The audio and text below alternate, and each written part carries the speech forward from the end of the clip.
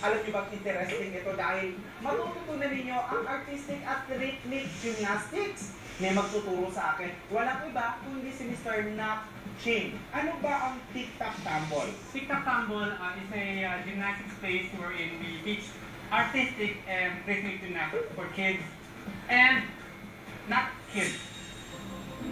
Bago namin sinimulan ng gymnastic lesson, nag-stretching muna ang mga bata tulad ng ginagawa namin. Ay, Diyos ko, parang mabataan ba ang mga buto ko? Tapos, pumunta naman kami sa tinatawag na cheese mat. Sinapulan kami ni Coach Leia ng pagbaback row dito. Ayun o, try ko nga.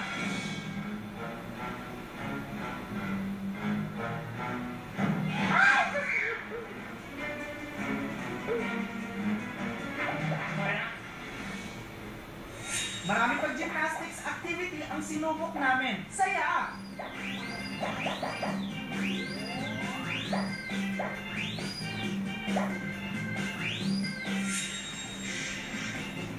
Nako, nandito naman tayo ngayon para pag-aralan kung ano yung tinatawag na rhythmic gymnastics. Na? Actually, ang rhythmic gymnastics para pang-babae siya. Unang tinuro sa akin ni Coach Leia ang spiral.